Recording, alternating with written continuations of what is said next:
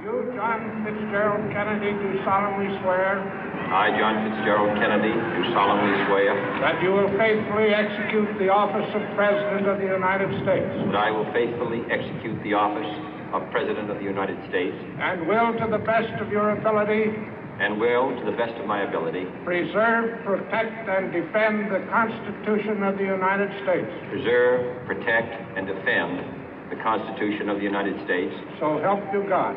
So help me God.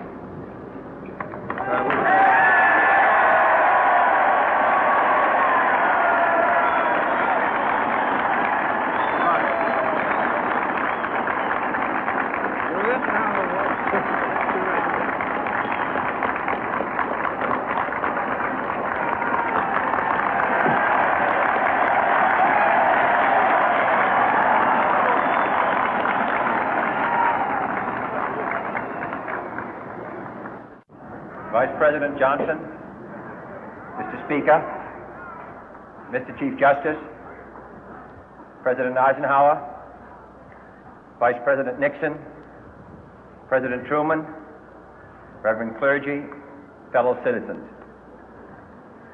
We observe today not a victory of party, but a celebration of freedom, symbolizing an end as well as a beginning, signifying renewal as well as change.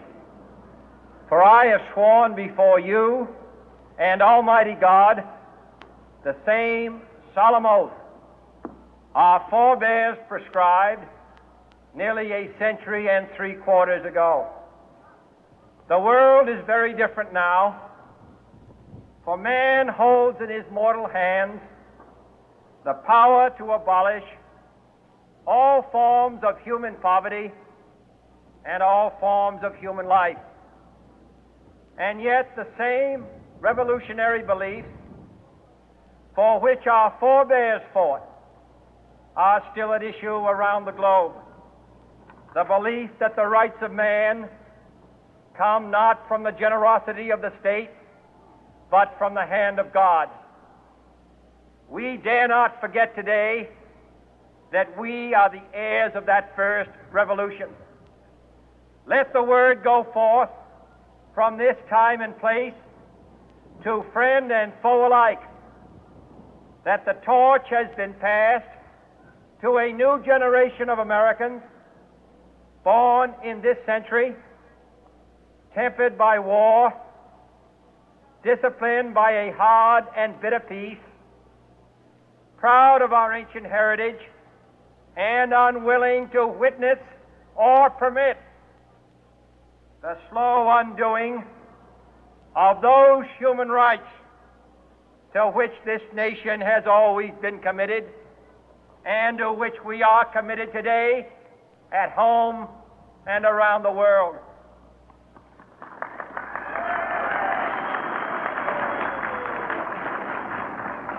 Let every nation know, whether it wishes us well or ill, that we shall pay any price, bear any burden, meet any hardship, support any friend, oppose any foe to assure the survival and the success of liberty.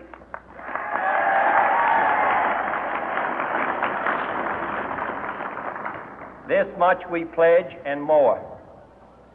To those old allies whose cultural and spiritual origins we share, we pledge the loyalty of faithful friends.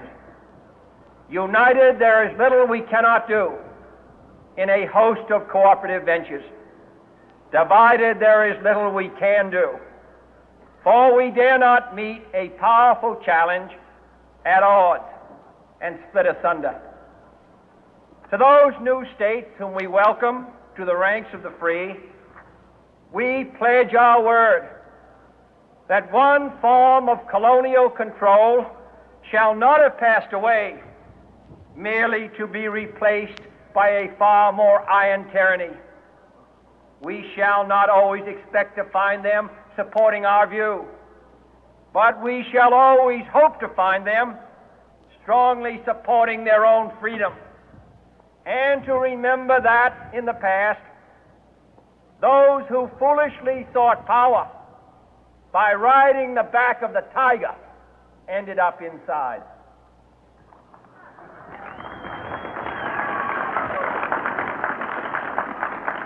To those people in the huts and villages of half the globe struggling to break the bonds of mass misery, we pledge our best efforts to help them help themselves for whatever period is required, not because the communists may be doing it, not because we seek their votes, but because it is right.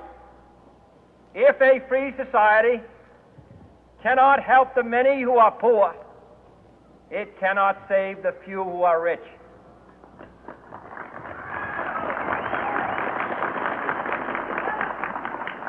To our sister republics south of our border, we offer a special pledge to convert our good words into good deeds, in a new alliance for progress, to assist free men and free governments in casting off the chains of poverty. But this peaceful revolution of hope cannot become the prey of hostile powers. Let all our neighbors know that we shall join with them to oppose aggression or subversion anywhere in the Americas. And let every other power know that this hemisphere intends to remain the master of its own house.